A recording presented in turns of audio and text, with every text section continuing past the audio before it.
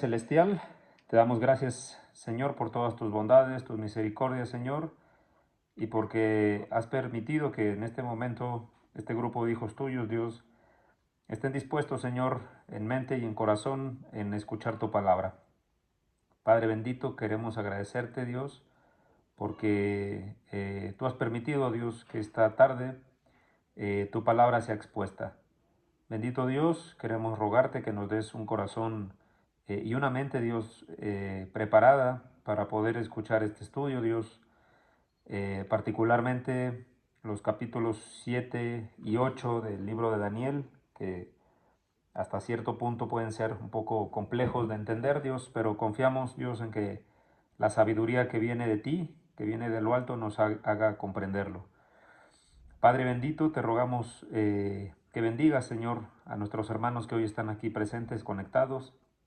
Bendícelos a ellos, Dios. Bendice sus vidas, Dios, y también permite que ellos sean instrumentos para hacer llegar tu palabra a cada corazón que lo necesita. Especialmente queremos pedirte, Señor, por nuestros hermanos que están padeciendo enfermedades o cualquier tipo de tribulación. Padre, tú conoces los corazones de cada uno de nosotros y sabes, Padre, lo que cada uno estamos viviendo.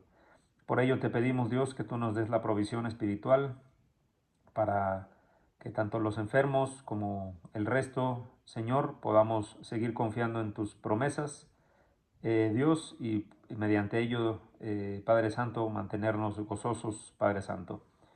Bendice a toda tu iglesia, Dios, en todo el mundo, Padre bendito, y en este momento te rogamos una vez que tu presencia esté con nosotros. Te agradecemos y te lo pedimos en nombre de nuestro Señor Cristo Jesús. Amén. Bueno, muy bien, mis hermanos, pues una vez más estamos listos no solamente para comenzar este estudio, sino también para que, ya saben, haya preguntas y que nos apoyen en la lectura. ¿Qué estamos estudiando, hermanos? Libro de Daniel. ¿Qué terminamos la semana pasada? Esto es un ejercicio nomás para estar ágiles mentalmente. Capítulo 6, ¿no? Lo terminamos completito. ¿Cuál ha sido hasta este punto, hermanos, el tema central de los primeros 6 capítulos del libro de Daniel? Dios tiene el control de todo, hermano. La soberanía de Dios, ¿no? Así es, en todos lados, ¿no? No nada más en los cielos, que ya el profeta mismo lo comentó varias veces, sino también en el reino de los hombres. Adelante, hermano Roberto. Sí, también que la fe en Dios aún en tiempos difíciles, hermano. Exacto, ese es el otro tema central de este libro, que es parte de lo que vamos a ver en la segunda parte de todo el libro, ¿no? Que las promesas de Dios están para los hombres, y en este caso para el pueblo de Israel y de Judá, aún en los momentos más complicados que pudieron vivir, que era el exilio. A pesar de eso, Dios mantenía sus promesas y vamos a ver cómo por medio de ciertas profecías y visiones que Daniel tuvo y que le fueron reveladas, estas promesas se mantenían. Así que pues vamos a comenzar a leer el capítulo 7 de Daniel. Hasta este momento, hermanos, me gustaría recordarles que los primeros 6 capítulos de Daniel estaban intercalados, ¿no? Capítulo 1 tenía una estructura narrativa, ¿no? Un lenguaje narrativo, es decir, estaba narrando sucesos. Capítulo 2 era profético, ¿no? O también se le llama un lenguaje apocalíptico, no por el libro de Apocalipsis, sino por lo propio que significa la palabra Apocalipsis, que básicamente es una revelación, ¿no? Entonces el capítulo 1, narrativo. El 2, interpretación o apocalíptico. El 3 otra vez es narración. El 4 vuelve a ser una profecía. El 5, una narración que tiene que ver con una profecía. Y por último, el capítulo número 6, que tiene que ver, pues, en este caso también con una narración, ¿no? Así que hasta este momento, digamos, el libro mantenía un paralelismo entre ciertas revelaciones que tuvo Daniel o que él mismo interpretó al rey Nabucodonosor. Y por otro lado, estábamos viendo narraciones de hechos reales que estaban sucediendo en el momento que el libro era escrito en este caso, ¿no? A partir del capítulo 7 y los segundos dos capítulos, 7, 8, vamos a ver, hermanos, un lenguaje totalmente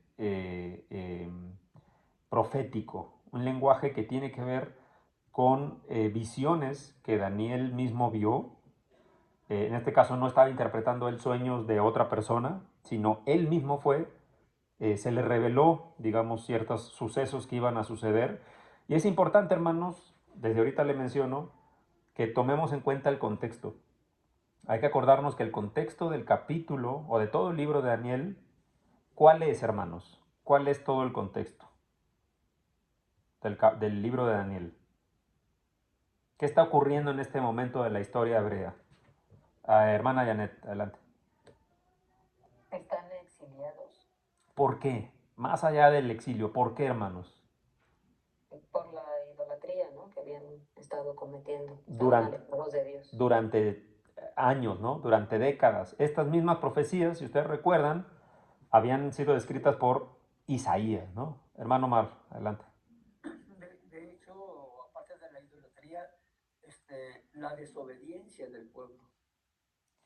Claro, bueno, si nos vamos a de la historia bíblica, cuando Dios le entrega la ley en Éxodo, en Levítico y Deuteronomio al pueblo, el primer mandato que se da es: no tendrás dioses ajenos delante de mí, ¿no?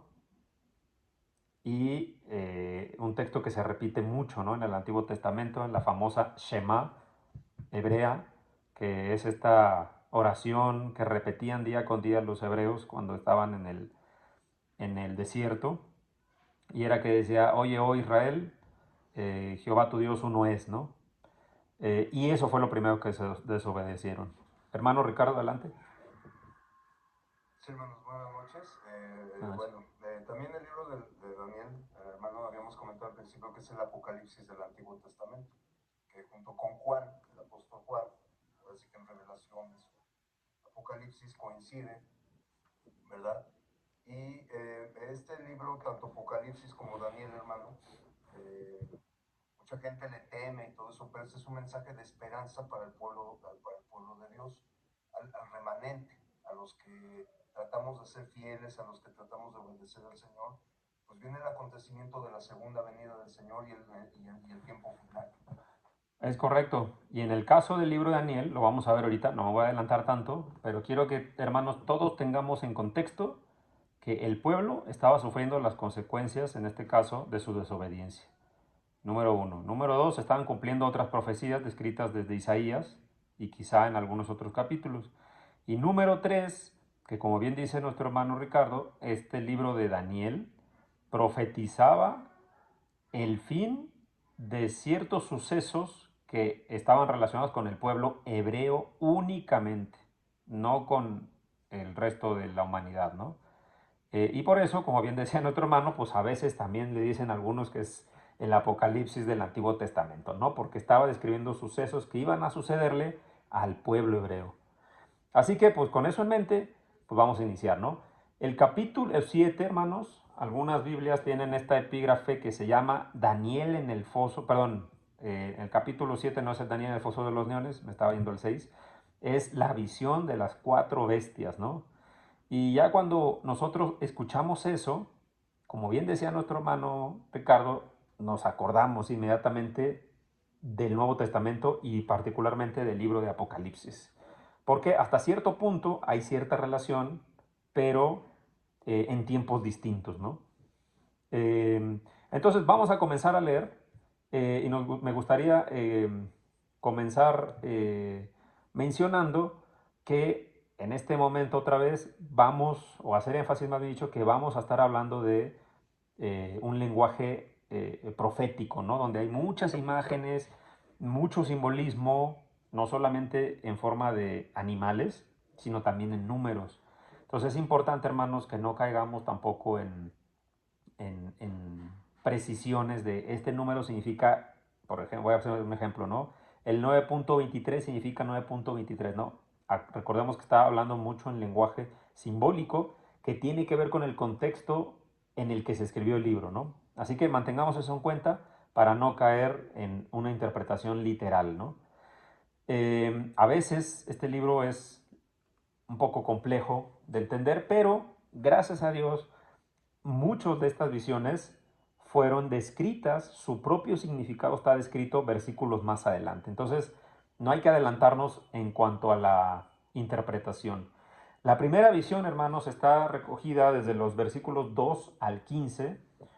Y esta visión, dice el texto, es una visión que Daniel tuvo durante el primer año de reinado de Belsasar, que ya habíamos leído quién era Belsasar, ¿no? Uno de los descendientes de Nabucodonosor. Y aquí, en el capítulo número 7, se empieza a escribir en el versículo 1 esto, ¿no? Dice el texto, no nos vamos a ir a leer exactamente todo el capítulo, pero vamos a hacer un resumen, ¿no? Dice que Daniel, estando en este año, tuvo visiones en su cabeza y que después estas fueron escritas, ¿no? Esto que él vio lo escribió y lo relató inclusive, ¿no? Dice a partir del versículo 2, la visión como tal, dice, Daniel dijo, miraba yo en mi visión de noche y he aquí que los 4 vientos de los cielos combatían en el gran mar. Y voy a continuar leyendo hasta el versículo 8. Y 4 bestias grandes, diferentes la una de la otra, hay que tomar en cuenta, y si tienen por ahí donde anotar, tomen en cuenta, ¿no? ¿Cuál era el contexto? Había 4 vientos del cielo que combatían en el gran mar. Ese es el contexto, ¿no? Y después había 4 bestias. Todas estas bestias eran diferentes la una de la otra. Versículo 4. La primera era como un león y tenía alas de águila. Hay que ir viendo y relacionando cómo se considera un león, no solamente en la historia antigua, ¿no? Sino hoy mismo, cómo se considera el león, ¿no? Tenía águila, tenía alas de águila. Dice, yo estaba mirando hasta que sus alas fueron arrancadas y fue levantada del suelo y se puso enhiesta sobre los pies a manera de hombre y le fue dado corazón de hombre y he aquí otra segunda bestia semejante a un oso. Ahí va la segunda, ¿no? Primero, una era león, tenía alas de águila. Después había una segunda bestia que era semejante a un oso, la cual se alzaba de un costado más que otro y tenía en su boca 3 costillas entre los dientes. Y le fue dicho, levántate, devora mucha carne. Después de esto, miré y he aquí otra bestia, ya van 3 bestias. Esta tercera bestia es semejante a un leopardo, con 4 alas de ave en sus espaldas. Recordemos que la primera bestia tenía alas de águila, pero no eran 4, nomás eran 2. En este caso, en la tercera bestia, son 4 alas, ¿no? Dice, también tenía esta bestia 4 cabezas y le fue dado dominio. Después de esto miraba yo en las visiones de la noche y he aquí la cuarta bestia, espantosa, terrible y en gran manera fuerte. Recordemos que las primeras 3 bestias se les hace una símil con con un tipo de animal, ¿no? Un león, un oso y un leopardo. La tercera no se describe a qué se parecía o qué tipo de animal, solamente se dice que era terrible, ¿no?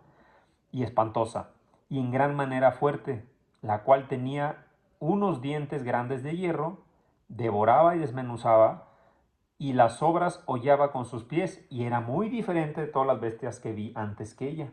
Y tenía 10 cuernos. Mientras yo contemplaba los cuernos, he aquí que otro cuerno pequeño salía entre ellos, y delante de él fueron arrancados 3 cuernos de los primeros. Y he aquí que este cuerno tenía ojos como de hombre y una boca que hablaba grandes cosas. Interesante, ¿no? Interesante cómo esta visión empieza hablando acerca de bestias, ¿no? Bestias que al parecer, pues, tienen formas de animales, pero también tienen algunas características de hombre. Hay animales mezclados y uno puede leer el texto y quedar completamente confundido. Sin embargo, hermanos, es importante ver otra vez el contexto histórico. Y no solamente el contexto histórico, sino el contexto bíblico inmediato. Hay que recordar, hermanos, que en capítulos anteriores Daniel había interpretado un sueño que el propio Nabucodonosor había tenido, donde había una figura que tenía... ¿Cuántas partes tenía esta figura, hermanos? Si recuerdan. ¿Quién quiere participar?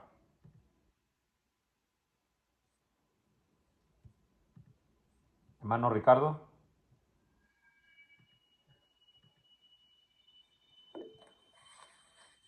A ver quién levantó la mano. Hermano Luis Omar. Se refiere a la figura de la estatua que era de tres partes, ¿no? Así es. Eran 4 partes, ¿no? 4 partes. Ajá. ¿Y cuántas bestias tenemos aquí, hermanos? Aquí tenemos 4 bestias. 4, ¿no? Entonces tenemos que empezar a relacionar eso porque tiene que ver con esto, ¿no? Entonces este número 4 de inmediatamente nos tiene que recordar la otra, en este caso, sueño que interpretó Daniel. Pero más allá de eso, vamos a empezar con lo primero, ¿no? El texto, el versículo 2 dice que los 4 vientos del cielo combatían en el gran mar. ¿Qué significará esto, hermanos, que los 4 vientos del cielo combatían en el gran mar? ¿Alguien tiene alguna idea qué puede significar esto? Hermano, creo que el mar simboliza a toda la humanidad. Es donde entiendo. Ok, el mar puede significar toda la humanidad, puede ser. El gran mar es una expresión, hermanos, que se utiliza en el Antiguo Testamento, en el libro de Números, capítulo 34, versículos 6 y 7, y en Ezequiel, refiriéndose a un mar real, en este caso el mar Mediterráneo. Y hay que recordar, hermanos, que estos simbolismos de números tienen que ver con lo espiritual y también con lo terrenal. Este número 4 se utiliza mucho, hermanos, para describir al hombre, ¿no? A la naturaleza, a lo material. Y en otro sentido, el número 3, por ejemplo, se refiere en las escrituras, tanto en Daniel como en Apocalipsis, con la parte espiritual. Por ejemplo, la deidad está compuesta de 3, ¿no? De 3, en este caso, elementos. Bueno, en este caso, Dios, el Padre, el Hijo y el Espíritu Santo. Y en el número 4 tiene que ver con todo lo que no está dentro del mundo espiritual, es decir, lo terrenal, lo que somos nosotros y lo que podemos ver. Y hay que recordar, hermanos, que en la primer sueño que Nabucodonosor tuvo, donde vio esta gran figura que tenía 4 partes, ¿qué es lo que se estaban peleando todas estas 4 grandes partes? ¿Alguien recuerda? Había una que era la cabeza, que era de oro, y esa representaba a Babilonia, ¿no? ¿Y qué es lo que se iban pasando de imperio en imperio, hermanos? ¿Qué es lo que se estaban peleando entre todos estos imperios?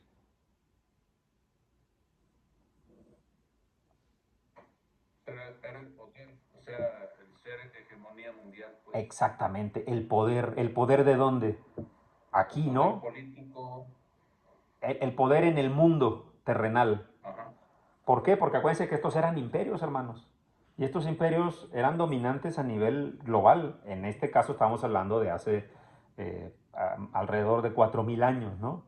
Todo esto, imagínense, ese primer cabeza era el imperio babilónico que dominaba el mundo.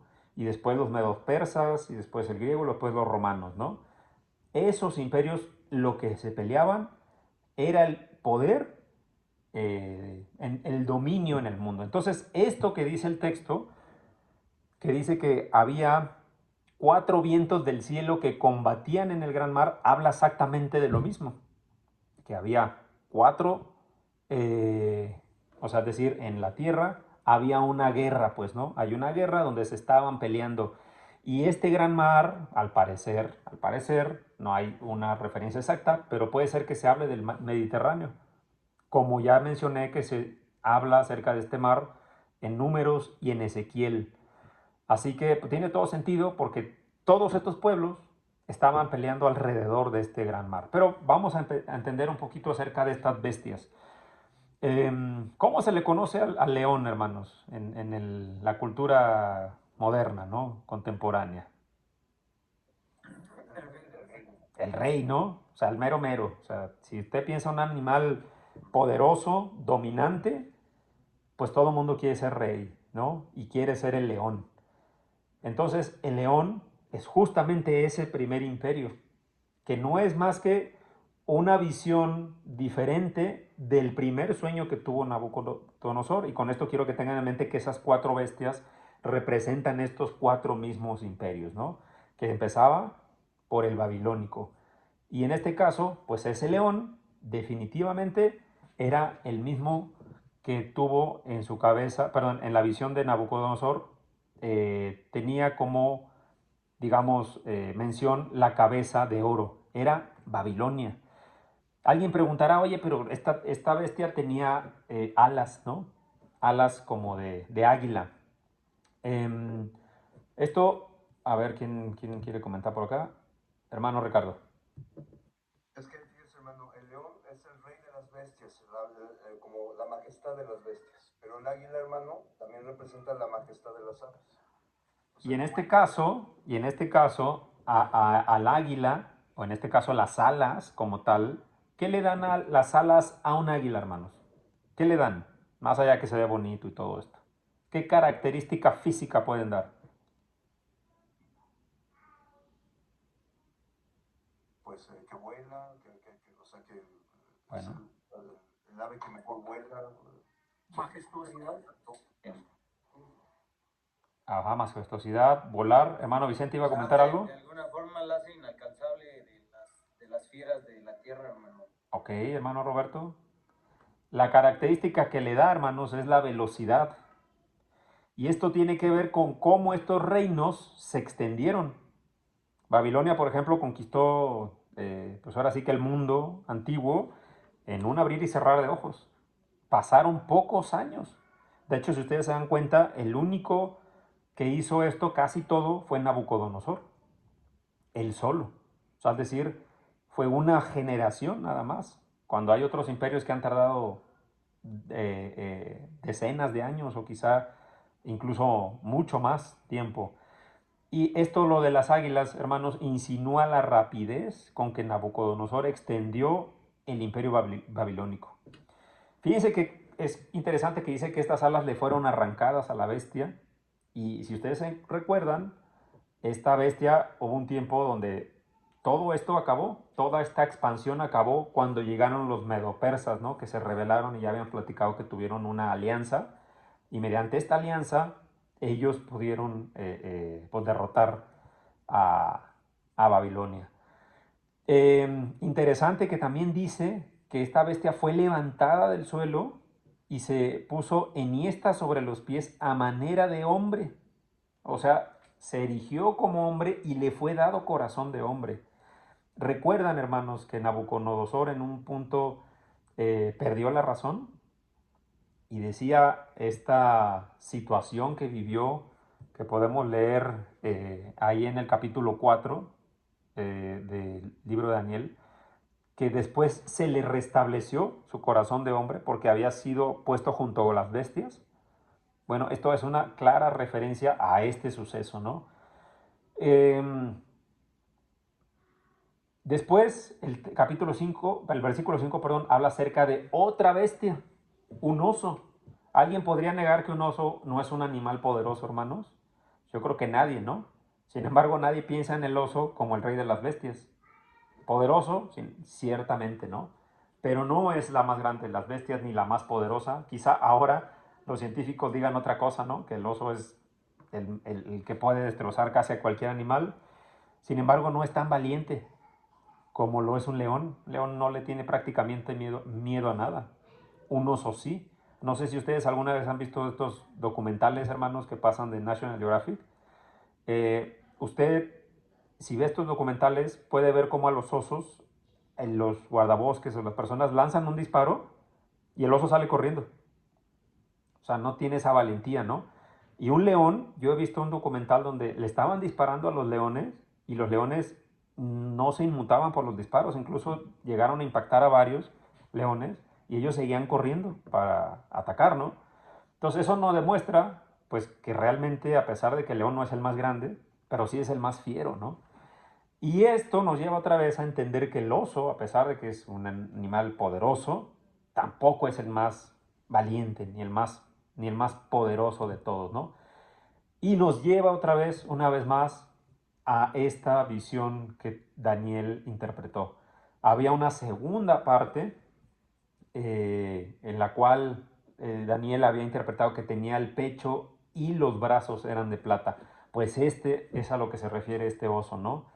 Era un simbolismo de los medopersas, en este caso, de los persas, porque de hecho yo estaba leyendo, hermanos, que el oso era un símbolo, por así decirlo, nacional de los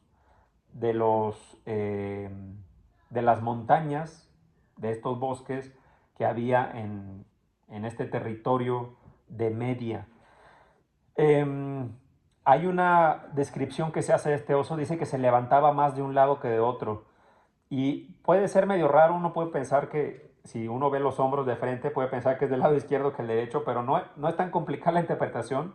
¿Alguna vez usted ha visto un perro cuando va a atacar? ¿En qué posición se pone? O un león, vamos a ponerlo. ¿No levanta un poco más la parte trasera y la parte delantera como que se agacha un poquito? Quiero que piensen en esa imagen porque eso es lo que significa cuando dice se levanta más de un lado que de otro. Es una posición de ataque básicamente. Y lo que está tratando de decir es que este imperio pues estaba básicamente atacando, ¿no? El imperio medo-persa. El texto, hermanos, menciona algo curioso del cual no hay, digamos, mucho de dónde agarrar para la interpretación, pero dice que tenía en su boca 3 costillas. En algunas versiones de las escrituras, hermanos, en vez de costillas dice colmillos o huesos. Puede ser, hermanos, que esta sea la interpretación de las 3 principales ciudades que el imperio medo-persa conquistó. ¿Cuáles son esas ciudades? Pues la primera, Babilonia, ¿no? Porque básicamente fue cuando conquistó a los babilonios, a los babilónicos, conquistando Babilonia. ¿Cuáles eran las otras 3 ciudades importantes, hermanos, en ese momento, en ese contexto del mundo? Pues la otra era Egipto y la otra ciudad importante era Lidia, ¿no?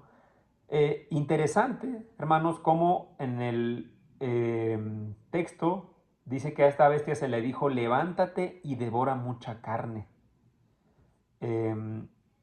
Este imperio babilónico fue el más grande de todos. El más grande de todos.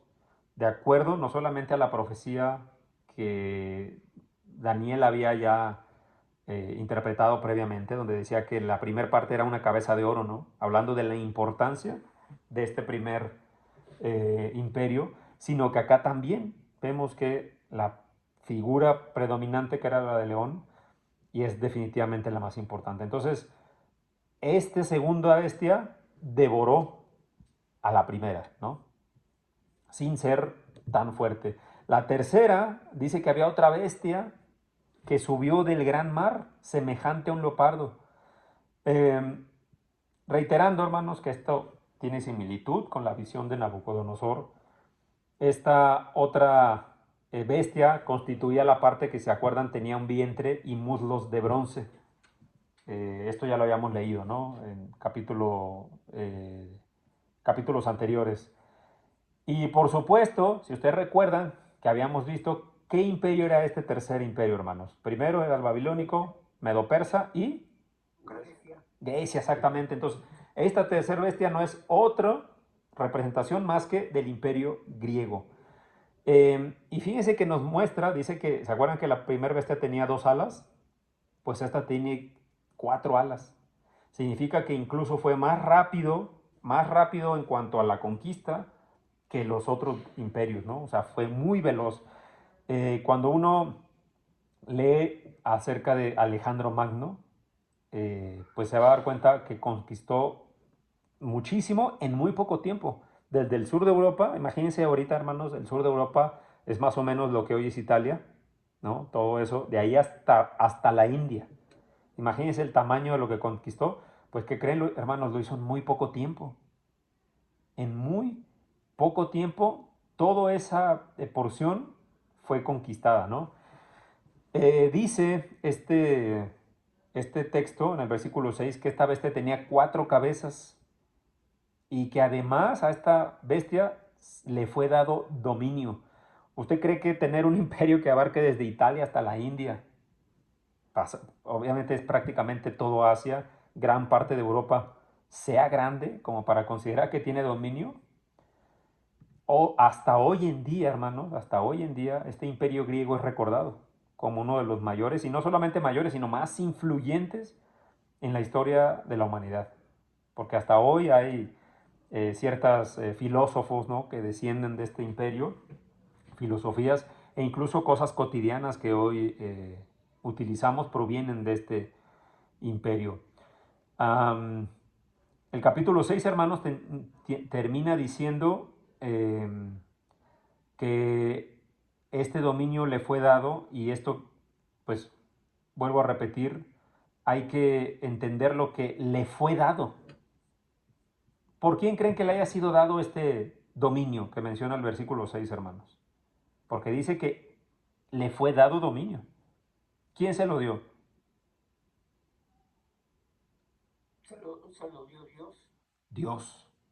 Sí. Ya vimos, gracias hermano Omar, ya vimos, hermanos, que este libro resalta en todos los capítulos que Dios es soberano y que Dios pone, quita, remueve reinos y gobernantes. Y aún en tiempos de dificultad, y estos gobernantes que pueden ser, vamos a decirlo en términos muy simples, muy malos, Dios le da promesas a su pueblo. Entonces, esa es la tercera bestia. Y la cuarta bestia, curiosamente, pues no se le identifica con ningún animal. No dice que parece leopardo, tampoco dice que parece león, ni oso, ni nada. Lo único que se dice es que pues era muy, muy terrible, ¿no? Y en la visión de Nabucodonosor, ¿se acuerdan de la cuarta parte, hermanos, que tenía esta imagen o esta estatua? ¿De qué eran estas piernas y pies? ¿Alguien recuerda? Era una mezcla, ¿no? De barro. De barro y de hierro. De hierro. Y ya pues va. Exactamente. Y pues esta nueva visión que tiene Daniel vuelve a mencionar acerca del hierro, ¿no? Y pues este cuarto imperio, del cual se refería esta profecía previa de Daniel que Nabucodonosor tuvo y que Daniel después interpretó, pues habla exactamente de lo mismo. A esta cuarta bestia, dice la visión de Daniel, que se le escribe con dientes de hierro. Y definitivamente estamos hablando del imperio romano, ¿no? Un imperio que duró muchos años, por cierto, también tuvo mucho territorio. Y hay algo importante, ¿no? A esta bestia dice que se le da una característica especial que las otras no tenían, y habla de unos cuernos. En el mundo antiguo, en el mundo bíblico, y también no solamente aquí en Daniel, sino en Apocalipsis, los cuernos, hermanos, son una representación del poder. Poder absoluto, en este caso, en la tierra, ¿no? Este imperio romano, yo quisiera que alguien diga que no conoce el imperio romano, o lo que hizo el imperio romano, o dónde estuvo el imperio romano, o alguna, digamos, algo que alguien que pueda decir, yo no sé quién es el imperio romano, ni qué ha hecho, ni dónde está, ni qué ha traído al mundo quizá, ¿no? Al mundo físico. Pues yo creo que todo el mundo sabe y conoce de este imperio, ¿no? Incluso quizá muchos puedan comentar acerca de personajes históricos, ciudades, etcétera, ¿no? Inclusive, ¿no? Hoy, por ejemplo, sigue teniendo influencia, ¿no? ¿Alguien sabe dónde está el Vaticano? Bueno, y En las 7 colinas. bueno, está en lo que era la capital o una de las capitales del Imperio Romano en la antigüedad. De hecho, cuando, pues yo creo que muchos de acá en algún momento de nuestra vida tenido que ver con la Iglesia Católica, o como así se hace llamar la Iglesia Católica, y dice católica, apostólica, ¿y qué más? Romano. Y romana. Entonces esto lo estoy tratando en colación, hermanos, para que vean si tenía poder o no, ¿no? O si tuvo poder e influencia. Pues estos cuernos, dice que tenía 10 cuernos, y esto, hermanos, hay que entenderlo, todo lo que en la Biblia se mencione con 10 o múltiplos de 10 miles, 10 miles, millones, habla de números grandes, ¿no? Está hablando de cosas difíciles de contar, o sea que tenía un poder muy grande. Hermano Ricardo, ¿quería comentar algo? Hermanito, sí, gracias. Ujú. Sí, esta bestia que es espantosa es Roma, precisamente, hermano, Ujú. todo lo que hizo Roma, un gran imperio también, muy fuerte, y que posteriormente fue derrotado por los germanos, como un dato. Fueron derrotados porque dice, bueno, ¿cómo cayó ese imperio? Por los germanos. Gracias, hermano. Lo que vemos definitivamente es que pues, ningún imperio físico, más que el reino de Dios, todos iban a caer, ¿no? Excepto uno, que sigue hoy y que va a seguir hasta que venga nuestro Señor. Continúa, hermanos, diciendo este texto acerca de 10 cuernos y que había otro cuerno, ¿no? Que iba a arrancar a otros 3. Es complejo entender esto, pero hay interpretaciones, hermanos, que tienen que ver con que este cuerno pequeño que elimina a otros 3 tiene que ver justamente con la Iglesia Católica, ¿no? Y con el establecimiento del Vaticano, pero otros estudiosos, hermanos de las Escrituras, y otra interpretación que es bastante válida es acerca de esto que se menciona en 2 de Tesalonicenses capítulo 2 y 3. Hermano Luis Omar, ¿lo puedes leer? Segundo carta a los Tesalonicenses capítulo 2 y 3. Segunda a los Tesalonicenses. Donde se hace mención al hombre de pecado. Y ahorita vamos a ver eso porque es muy interesante, ¿no?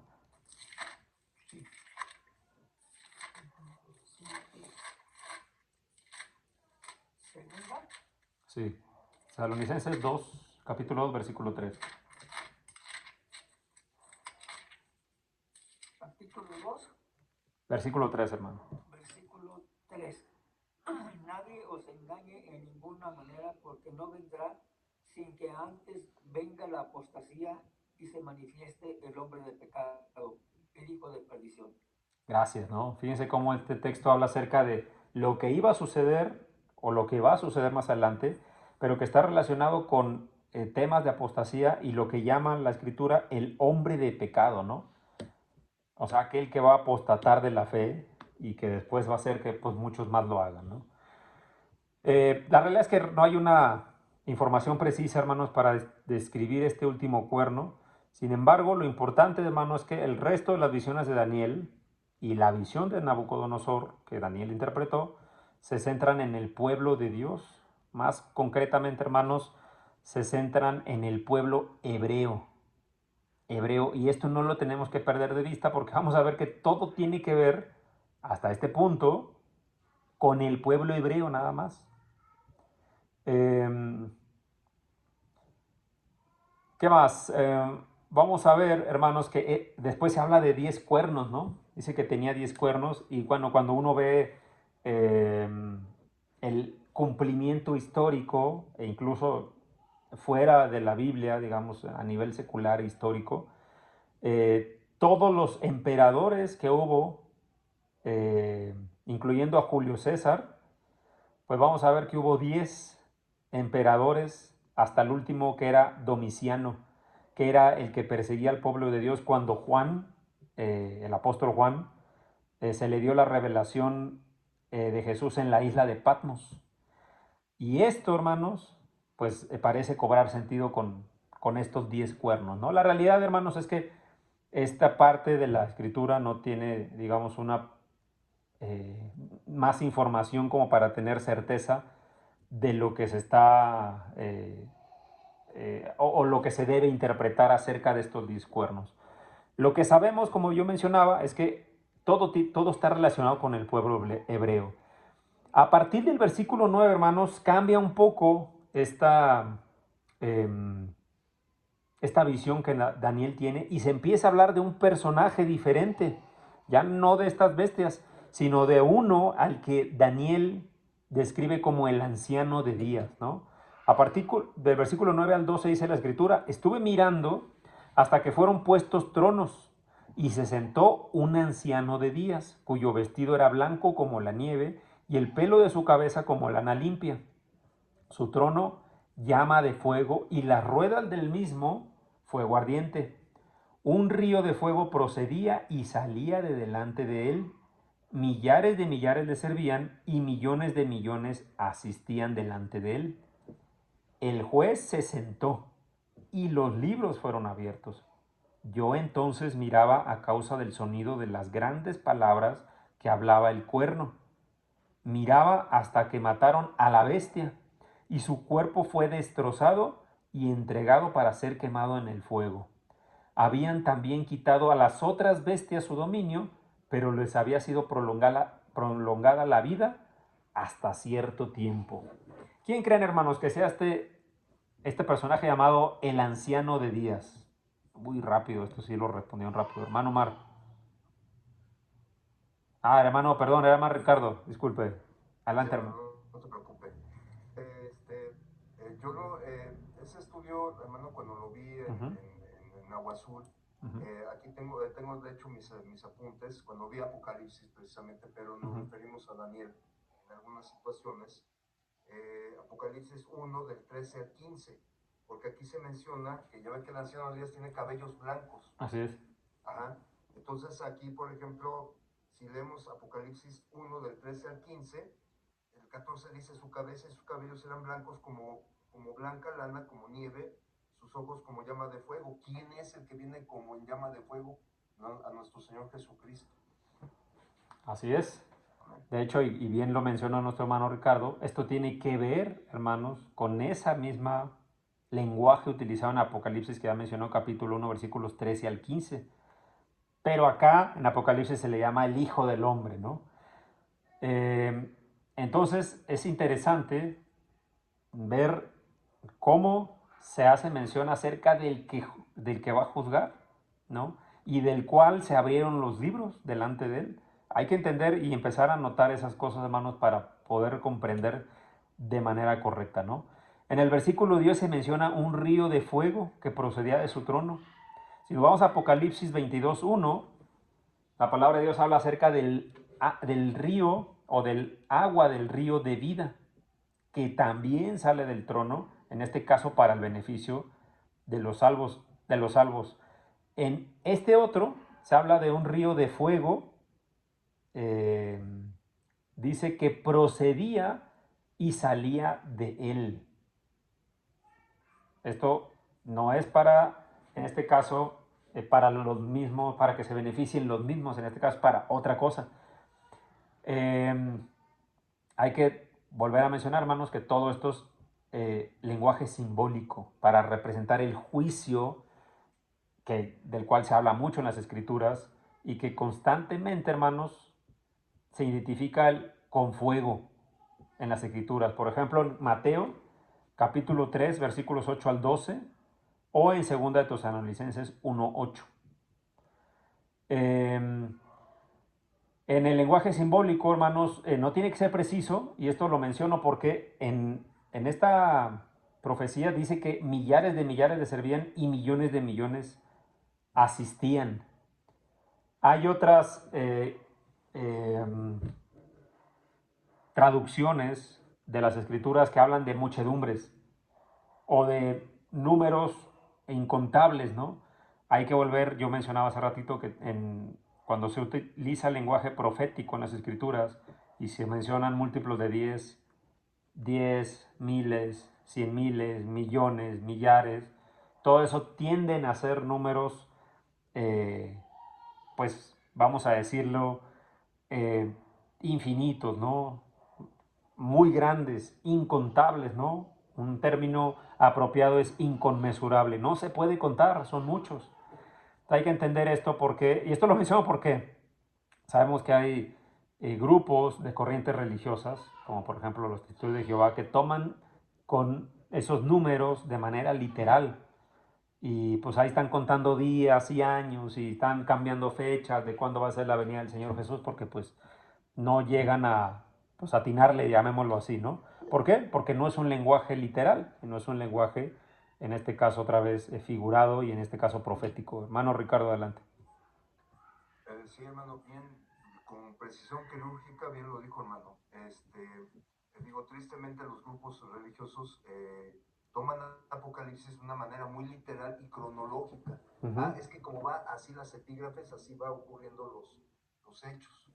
Pero no es así, hermano, bien lo dice, porque Apocalipsis es simbólico, sumamente simbólico, y no es cronológico. Así como lo relata Apocalipsis, no es cronológico, hermano.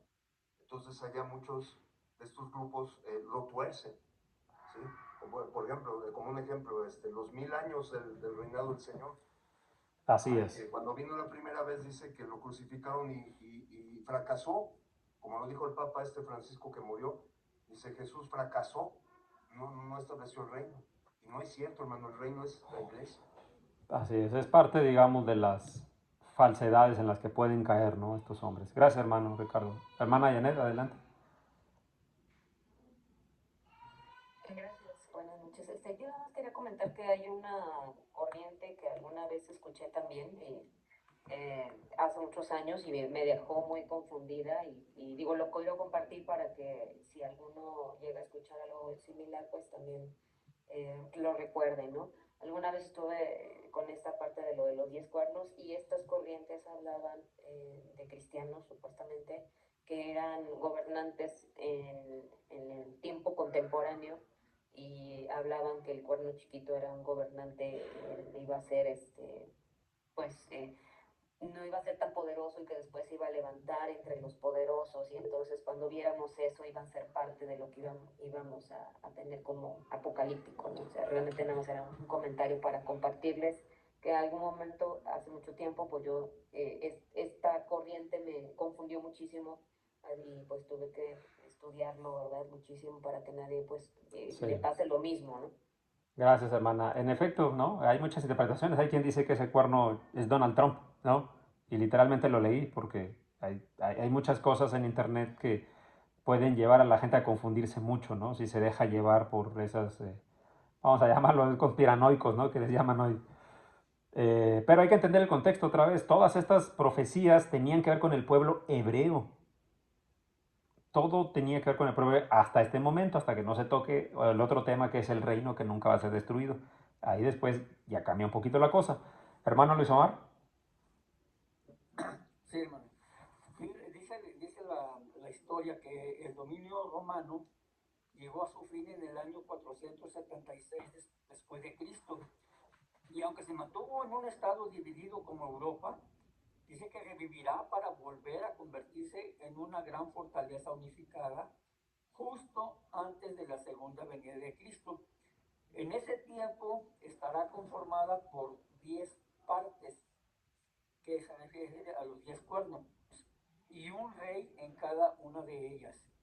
Y cuando se refiere al cuerno pequeño, esto describe el ascenso del anticristo. Y esta bestia es humana porque refiere que tiene ojos como de hombre y una boca que hablaba y bastante orgullosa. Y esto lo describe de la misma manera Apocalipsis en el capítulo 13, en los versículos 5 y 6. Ok. Esa es una manera de poder verlo, pero hay que contemplar, hermanos, lo que dice justamente el texto de Daniel, donde habla acerca de este juicio. A mí me gustaría preguntarles, ¿de qué juicio está hablando, hermanos? Porque en la Biblia, si nosotros nos ponemos a pensar, hay varios tipos de juicios de los que se habla en la Biblia, ¿no? Por ejemplo, el juicio que nosotros hacemos de nosotros mismos, el juicio que nosotros podemos hacer de otras personas. También se mencionan otros tipos de juicios. ¿A qué juicio se está refiriendo este capítulo de Daniel cuando habla acerca de este anciano de días? El juicio divino de Dios. Esa puede ser una interpretación, pero ¿ese es el juicio final? Hermano, Yo pienso que cuando habla de estos de los millares, todo esto en el versículo 10 es cuando dice que los libros serán abiertos, cuando grandes y pequeños, ricos y poderosos y pobres, todos van a estar en la presencia. Puede Ujú. ser que sea ya el juicio, el gran juicio que viene, hermano, puede ser. Ok. Pero entonces, puede ser eso, pero estamos dejando de lado, hermanos, todo el contexto que habíamos hablado. Acuérdense qué representaban cada una de esas bestias. Diferentes reinos, hermano. Que acababan con cuál, hermano. Roberto, usted mismo. Pues Babilónico, medo-persa, griego, ¿y cuál era el último? romano. Romano, ¿no? ¿Y qué nos dice este texto de Daniel? Dice que, fíjense, lo voy a leer yo, dice, yo entonces miraba a causa del sonido de las grandes palabras que hablaba el cuerno y miraba hasta que mataron a la bestia y su cuerpo fue destrozado y entregado para ser quemado en el fuego. Habían también quitado a las otras bestias su dominio, pero les había sido prolongada la vida hasta cierto tiempo. No está hablando de un cuerno, está hablando de la bestia. Y dice que la bestia fue destrozada. En este caso, ese es el juicio al que se refiere esta particular visión. No está hablando del juicio final, no está hablando del juicio universal, del cual todos los hombres van a participar. Está hablando del juicio que se está haciendo en este contexto bíblico. Por eso yo les comentaba, hermanos, es importante que comprendamos y que pongamos mucha atención en lo que tiene de contexto esta visión.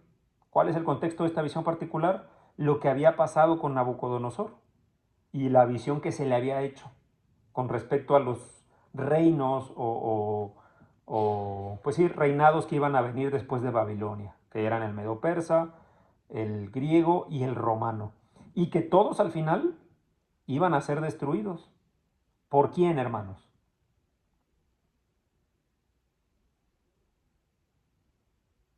¿Quién les dio el reino? ¿Quién les dio el dominio a estos imperios? Pues iban a ser destruidos.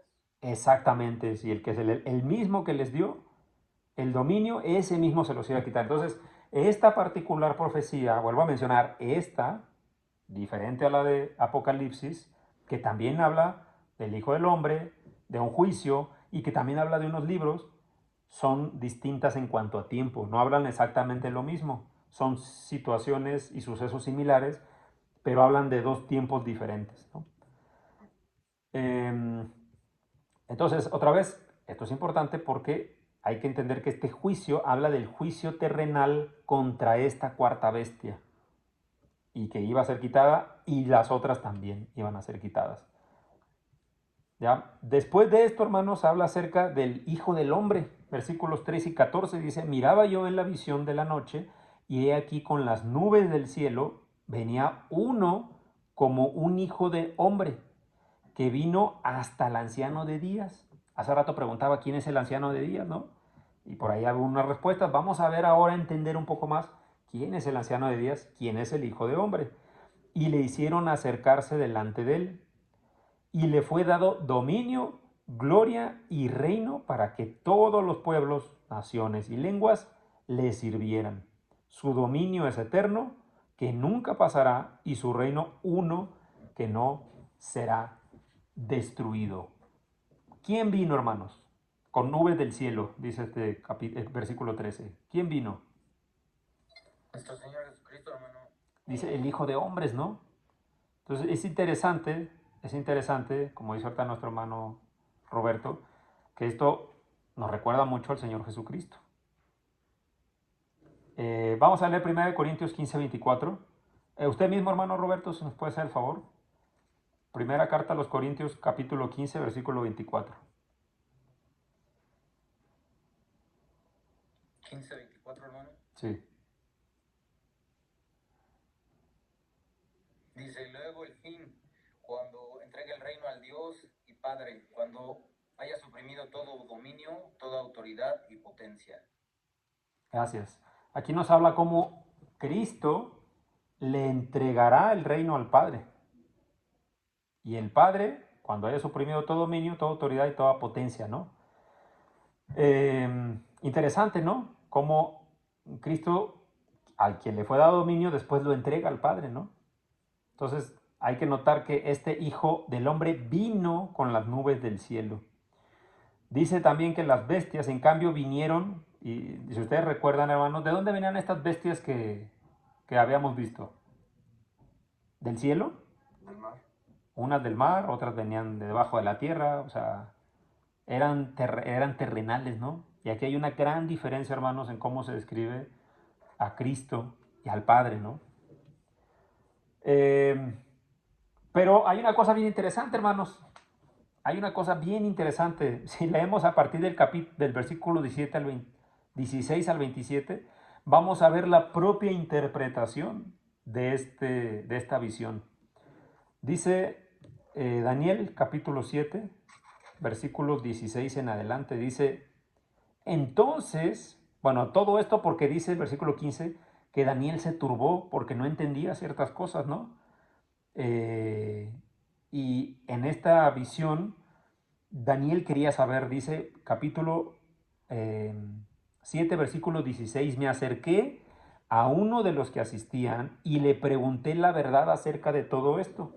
Y me habló y me hizo conocer la interpretación de las cosas. Estas 4 bestias son 4 reyes que se levantarán en la tierra. Después recibirán el reino los santos del Altísimo y poseerán el reino hasta el siglo, eternamente y para siempre, ¿no? Y esto hay que entenderlo, hermanos. Me gustaría hacer un paréntesis en esto donde dice hasta el siglo, ¿no? ¿Qué significa hasta el siglo?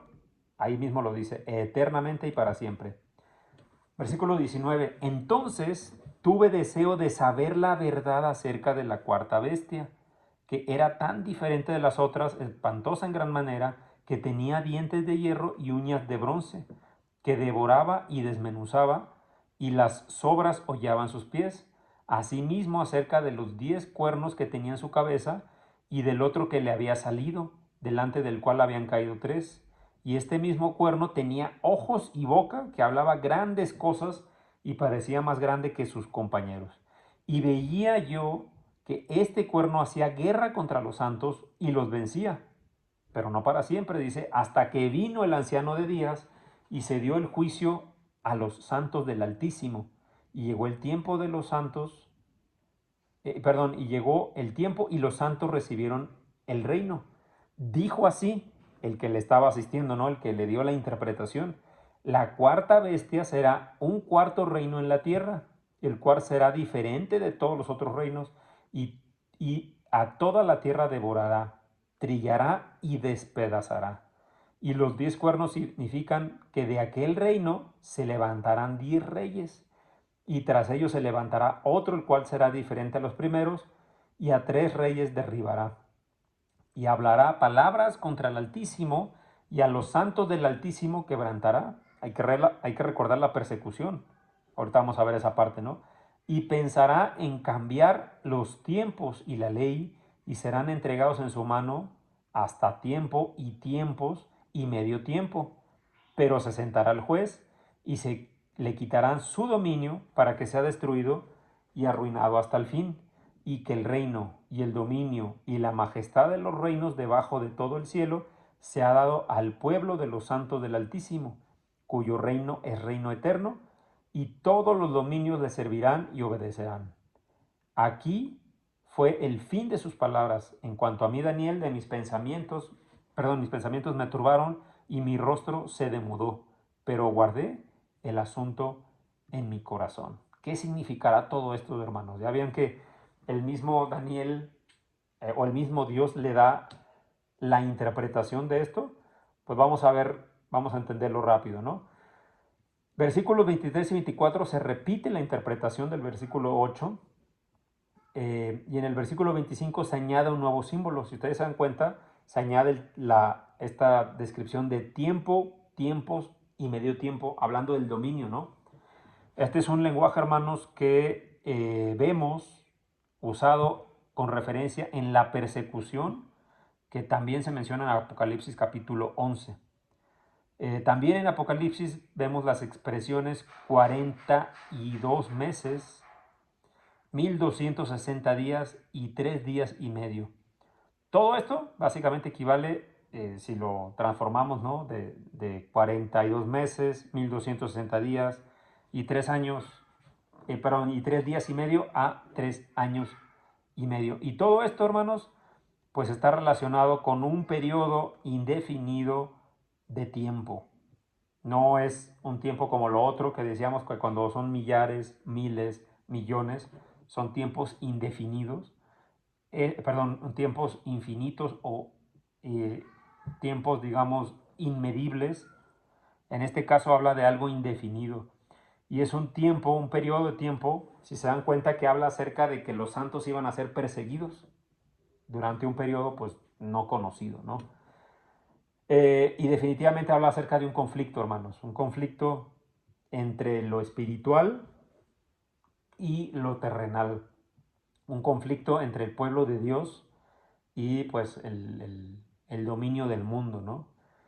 Desde un punto de vista espiritual, hermanos, usted póngase a pensar, ¿cuándo el pueblo de Dios no ha sido perseguido? Desde que fue establecido.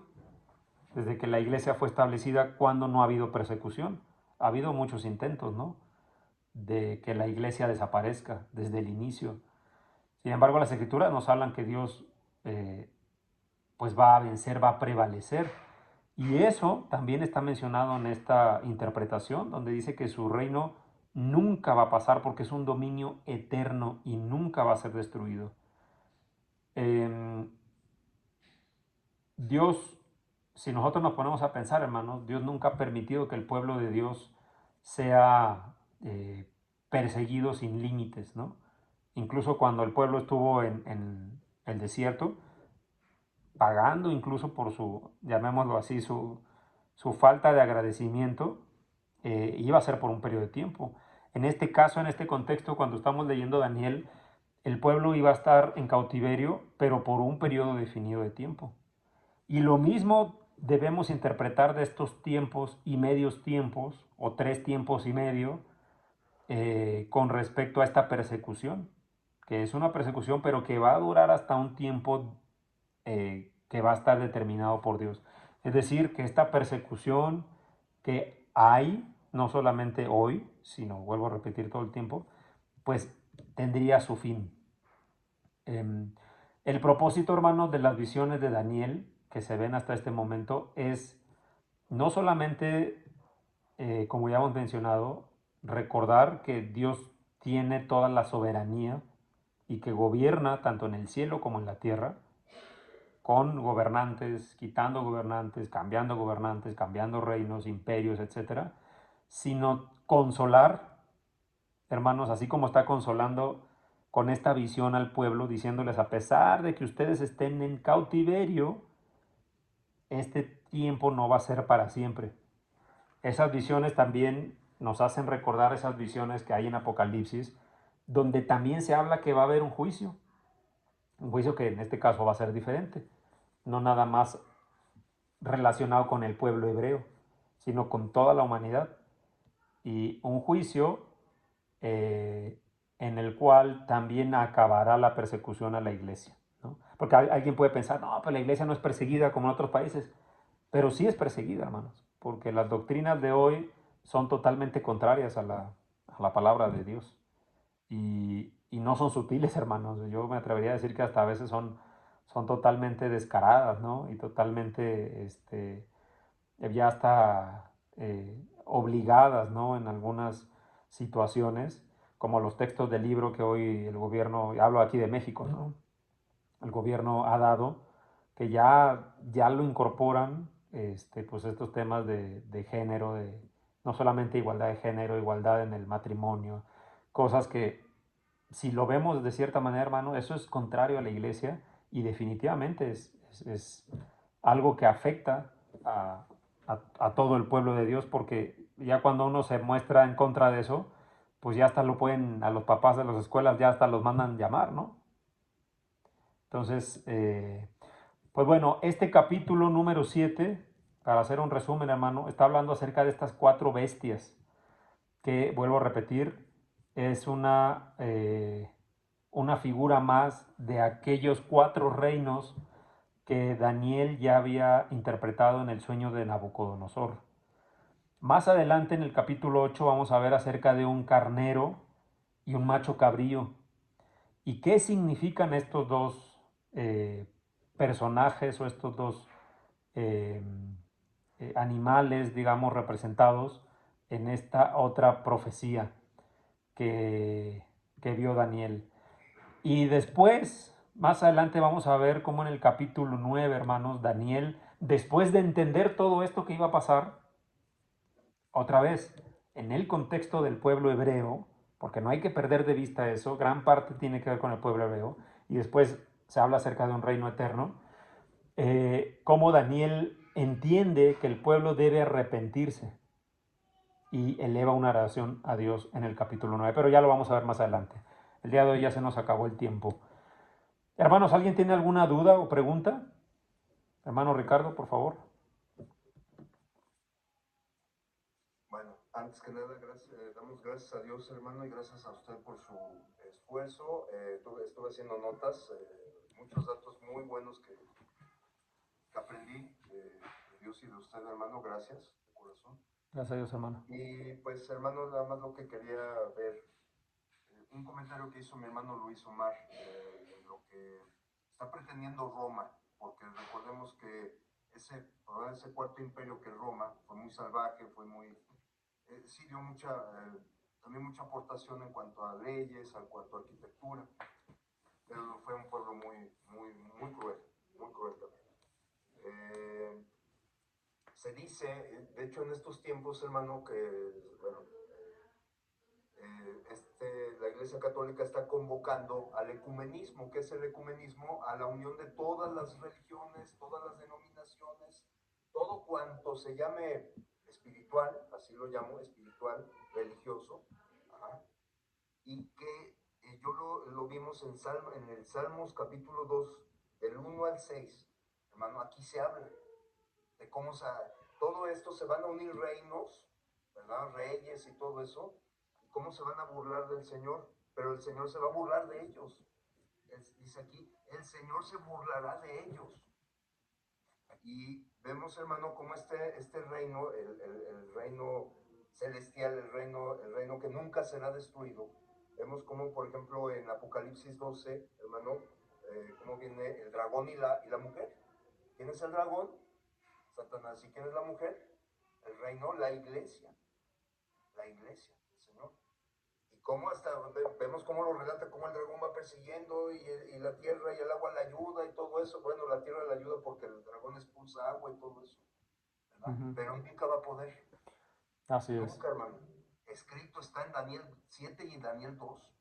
Es el reino jamás, de los nunca jamases, Será destruido, así es. Y bien lo decía, hermano, tristemente, estos gobiernos progresistas, que hay que llamarlo como es, comunistas, progresistas, como se le llame, son anticristo. Yo en lo personal le llamo anticristo. ¿Por qué? Porque va en contra de la palabra de Dios. Y está imponiendo, no, promocionando, no, imponiendo, hermanos, y todo esto va relacionado a la iglesia del Señor. ¿Por qué? Yo trabajo en una escuela y he hablado con alumnos, hermanos, cómo ponen en los periódicos murales que un niño, está bien que un niño y un niño se unan, y una niña y una niña se unan. Eso le está enseñando y yo le estoy diciendo, ¿saben qué? Esto que están viendo no está bien, porque Dios creó hombre y mujer. Así es. He hablado. He tenido, hermano, sí, exhortaciones de los directivos. Dice, sí, mira, respetamos tu religión, que no sé qué, pero la escuela es laica, ya saben, ¿no? Pero digo, sí, mire, yo entiendo, pero yo obedezco a Dios antes que al hombre, como dijo Pedro. Y mi deber es pronunciar la verdad. Así es. Pronunciar la verdad, hermano. Entonces, hay que defender la verdad con mansedumbre. Yo a los chavos, a los maestros, a cuanta persona he aprendido que hay que hablarlo con mansedumbre, con amor. No venimos a juzgar, a criticar, a nada.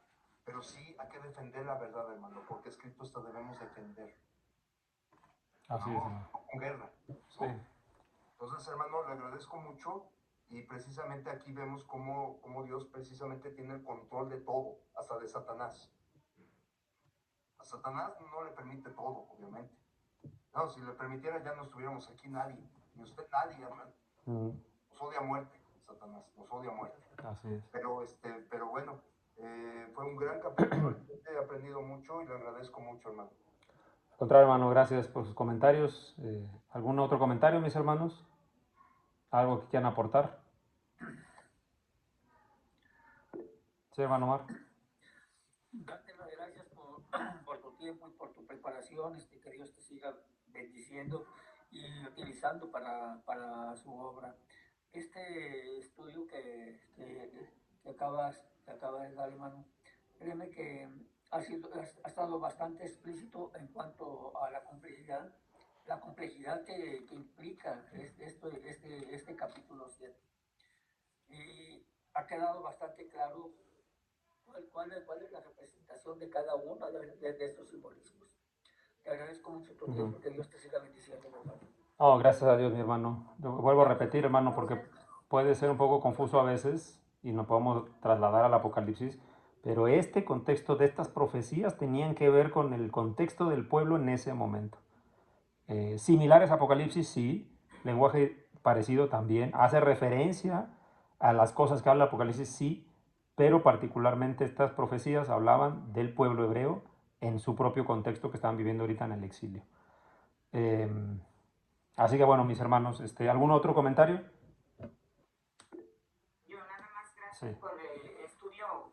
Qué bueno que te tardaste, porque la verdad sí aprendimos mucho sobre todo esto. A mí sí siempre se me ha dificultado este libro por lo que es muy difícil, ¿no? Pero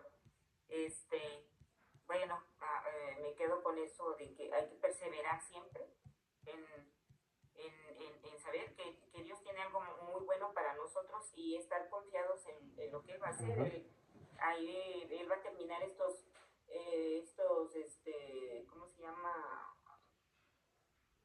Gobiernos corruptos, y lo reemplazará por el de Él, por ese gobierno que Él va a tener para siempre. Es el de nuestro Señor Jesucristo cuando venga y cuando estemos en su presencia. Entonces, gracias por el estudio. Gracias, hermano, y gracias a Dios una vez más. Sí, de hecho tengo que pedirles disculpas porque mi idea era dar los 3 capítulos hoy, 7, 8 y 9, pero pues ya vieron que es imposible y tampoco pues lo vamos a hacer a la carrera porque tiene que estar bien explicado, ¿no? Continuaremos en próximas semanas. Yo estaré de viaje, mis hermanos, pero nuestro hermano Martín va a estar apoyándonos, dando los otros 2 capítulos. Es más, los otros capítulos que faltan hasta que yo regrese en un par de semanas. Así que, pues bueno, gracias a Dios una vez más por esta oportunidad. Vamos a despedirnos en oración.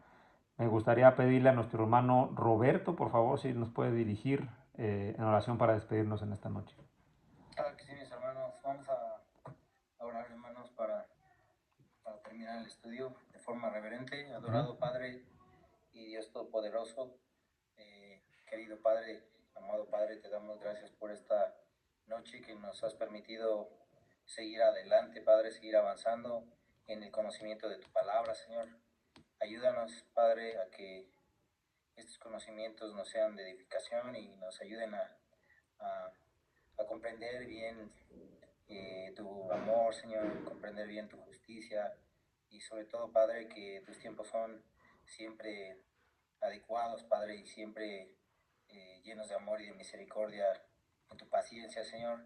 Te pedimos que no solamente sean material académico, Señor, sino también que podamos traducirlo en obras, Padre, en el gozo de compartir tu palabra con otros